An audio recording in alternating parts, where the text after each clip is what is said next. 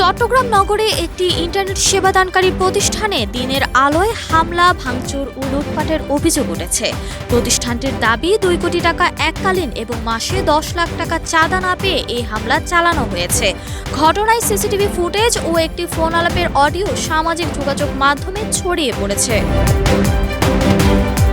CCTV ফুটেজে দেখা যায় দুপুরে হঠাৎ করেই 15 থেকে 20 জনের একটি গ্রুপ দেশীয় অস্ত্রসহ ঢুকে বাকলিয়া এক্সেস সড়কে অবস্থিত digital.net-এর কার্যালয়ে যায়। দেশীয় অস্ত্রে সজ্জিত হামলাকারীরা অফিসে ব্যাপক ভাঙচুর চালায়। কম্পিউটার, আসবাবপত্র ও কর্মীদের ব্যবহৃত মোবাইল ফোন ভাঙচুর করা হয়।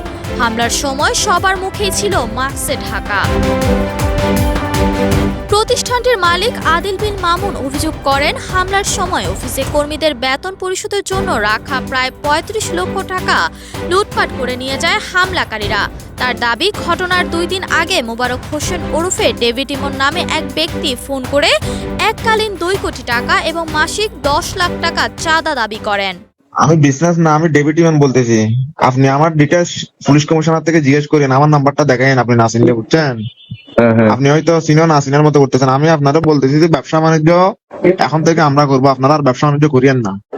ব্যবসা বাণিজ্য যদি করেন, স্মার্ট গ্রুপের মুজিবের ঘরে কি হয়েছে তো দেখছেন। স্মার্ট গ্রুপের মুজিবের থেকে যায় আমার কথা জিজ্ঞেস করেন না, বলে সাজ্জাদ গ্রুপের ডেভিড ইমনে কল দিছে। প্রতিষ্ঠানে দেওয়া ফোন আলাপের অডিওতে অভিযুক্তদের বলতে শোনা যায়, চট্টগ্রামে ব্যবসা করতে হলে তাদের সঙ্গে সমন্বয় করতে হবে, অন্যথায় ব্যবসা পরিচালনা করা সম্ভব হবে না বলেও হুমকি দেওয়া হয়। আপনারা আমি 2 দিন টাইম দিয়েছি, 2 দিনের ভিতর ব্যবসা বাণিজ্য গুছাই ফেলবেন আর ব্যবসা বাণিজ্য করবেন না। আমাদের ফলাফাইন ব্যবসা করবেন। 17-18 বছর তো করছেন ব্যবসা, আর কত করবেন? আমাদের উপর এত রাগ হওয়ার কারণ কি, আমি এটা বুঝলাম না। বলেন। আপনাদের উপর এত রাগ না, আপনারা 17-18 বছর ব্যবসা করেন না। আমরা 5 আগস্টের পর মার্ডার মামলা নিয়ে আমরা ঘুরতেছি। আপনারা কয়টা মার্ডার মামলা গাইছেন? প্রতিষ্ঠানটির অভিযোগ, বিদেশে পলাতক শীর্ষ সন্ত্রাসী সাজ্জাদ আলীর অনুসারী মোবারক হোসেন ওরফে ডেভিড ইমনের নেতৃত্বে এই হামলা চালানো হয়েছে। এদিকে চকবাজার থানার ভারপ্রাপ্ত কর্মকর্তা নূর হোসেন মামুন জানান, সিসিটিভি ফুটেজ পর্যালোচনা করে জড়িতদের শনাক্ত ও গ্রেফতারের চেষ্টা চলছে। পুলিশের তথ্য অনুযায়ী মোবারক হোসেন ওরফে ডেভিড ইমন চট্টগ্রামের ফটিকছড়ি উপজেলার বাসিন্দা। তার বিরুদ্ধে জোড়া খুন, হত্যা, চাঁদাবাজি ও অস্ত্রসহ অন্তত 60টি মামলার অভিযোগ রয়েছে।